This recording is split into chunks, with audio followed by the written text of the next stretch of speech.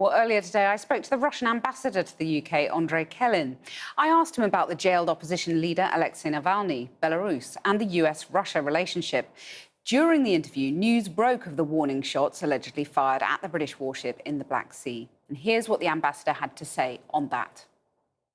He did not respond to several warnings. At least warnings were issued every 10 minutes. I think it is a clear violation of the agreement that has been reached much earlier in 1986 on prevention of incidents at sea. But shots have been fired. As I understand, these were not real. It was just a prevention kind of just to, since the ship was not responding to any demands.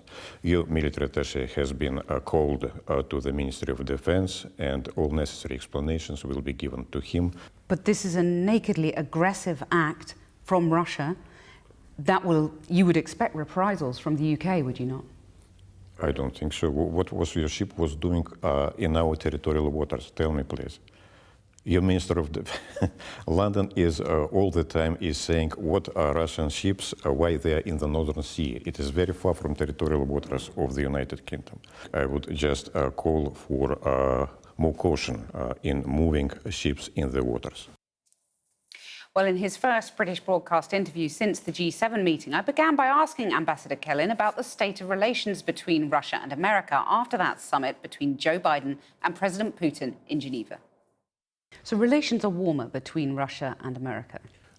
I wouldn't go so far, because to make something different, you need probably not one summit, but several ones. But at least a point in intensification of the tension has been made.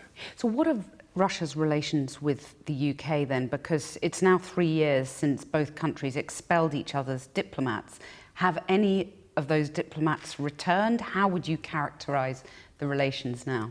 London is trying to see Russian hand behind everything bad what is happening in the world, which is nonsense, of course, which is ridiculous. None of those diplomats have returned. This is a one-way ticket, right. I'll say. They haven't been replaced with others, that's it. A normalization of diplomatic life is a priority #1 for me and for Ambassador Bronert in Moscow.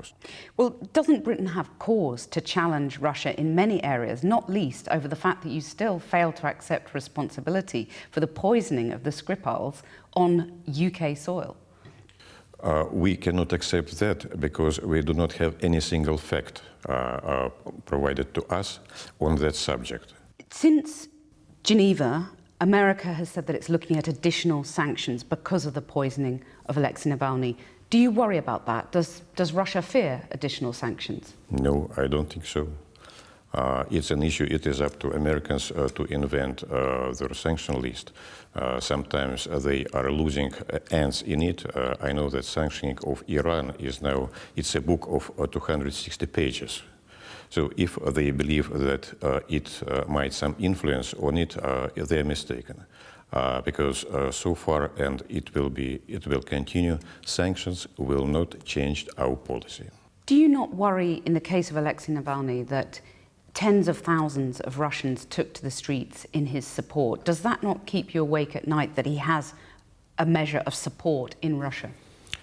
His segment of support is limited, very limited. Navalny, this is not a political party. He has no ideology. He has no political program, no economical program, no social program, nothing else. He is just a man which is trying to bring some evidences, in brackets, and to accuse the members of the government, accuse high officials in order to make scandal. Scandal is everything for him. So if you don't fear Alexei Navalny and what he represents, presumably you don't want him to die. So what measures are being taken to keep him safe in prison? I haven't heard recently that something bad is happening to him. He is not in a hunger strike. He finished his hunger strike pretty quickly, I should say. He did almost die? No, under the supervision of doctors. It's hard to tell. But are we talking about international politics or Navalny? But this is a measure What has happened to Navalny is a measure of how Russia is viewed in the world, and the sanctions that the US is threatening specifically relates to his poisoning. We can concentrate on a couple of people that are in prison right now, those who tried to invade US Congress, and say that depending on the fate of these people, Russian-American relations will depend on what they are and how are they. But Biden himself said that parallel is ridiculous, because those are people who are being pursued by the FBI, they're being tried in a court of law, they're not being poisoned as Navalny was. What's the difference? They have been pursued by FBI, they have been put to prison, investigation, and they will go to their sentences because they tried to express their political position. But they haven't been poisoned by the state. The state has not poisoned Navalny. You're relatively new to the embassy here in London. I wonder if you would undertake to investigate the dozens of mysterious deaths of Russians on UK soil. Dozens. I heard about 2 or 3. About dozens, really, it is too far. But would you like to see these mysterious deaths of Russians here in Britain investigated fully? You are talking about something which I do not know. Well, I mean, I could name a few: Alexander Litvinenko, Boris Berezovsky, Alexander Perepelichny. I mean, those are just 3 of many. 3. Do you have more names on it? Well, I could go on, but I mean, I'm sure you know the names I'm talking about. No, believe me, I'm not. But as ambassador, you are nevertheless responsible for the safety of your own citizens in this country. What will you do to ensure that Russians can live safely here in London? People live normally, but I'm not speaking about the criminals that are living here safely and under asylum protection from the British government. It is different. Are the Belarusian journalists Roman Protasevich and his partner Sofia Sapiega, are they criminals too?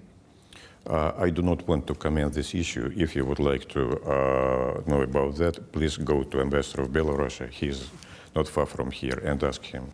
But you know, very recently, the Russian and Belarusian security agencies pledged to work together. So you're very close to Belarus, aren't you? We are very close to Belarus, because Belarus, for us, it is something like, well, let's say, to Wales for England. All right, so it's that close. And so what? So what is that the NATO Secretary General says that it's likely that Russia was involved in the hijacking of the Ryanair jet by Belarus? Once again. So I will just repeat that it is highly unlikely. Isn't President Lukashenko your pocket dictator? This is an unfair question. Why? You've just told me how close the 2 countries are. He is a person that has been elected by Belarusian people. Ambassador Kelin, thank you very much.